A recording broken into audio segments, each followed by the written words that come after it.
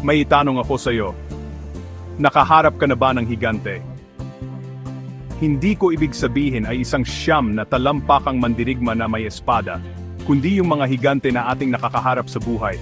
Takot, panggigipit ng lipunan, kawalang katarungan, marahil ay pagdududa sa sarili. Maari silang magmukhang malaki, hindi matatalo, at sa totoo lang, madaling maramdaman na maliit ka sa kanilang anino. Ngayon, may isang kabataang lalaki na nagngangalang David. Isang ordinaryong teenager lang, hindi sikat, hindi mayaman, hindi ang pinakamalakas sa silid. Galing siya sa isang mapagpakumbabang pamilya, walang kakaiba. Ngunit ano ang nagpaiba sa kanya? Si David ay mayroong bagay na hindi mo mabibili o mapeke, pananampalataya. Tunay, hindi matitinag na pananampalataya, at tapang na hindi nagmula sa pagkakaroon ng lahat ng sagot, kundi sa pagtitiwala sa Diyos, kahit na mukhang imposible.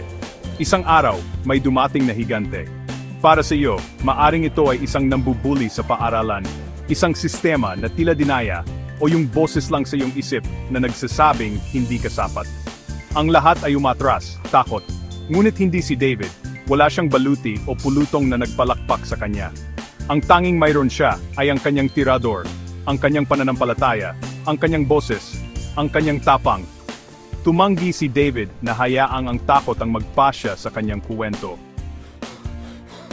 Hinarap niya ang kanyang higante, at sa isang tira, nanalo siya. Hindi dahil siya ang pinakamalakas, kundi dahil naniniwala siya na hindi siya nag-iisa sa laban. Ito ang totoo, hindi mo kailangang maging pinakamalaki, pinakamaingay, o pinakasikat para makagawa ng pagbabago. Ang iyong tirador ay maaring ang iyong kabaitan, ang iyong pagiging malikhain, ang iyong mga panalangin, o ang paggawa lang ng tama kahit mahirap.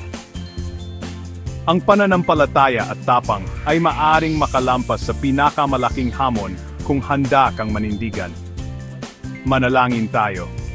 Panginoon, tulungan mo akong harapin ang mga higante sa aking buhay ng may tapang at pananampalataya. Ipaalala mo sa akin na hindi ko kailangang maging perpekto, handa lang akong magtiwala sa iyo at manindigan.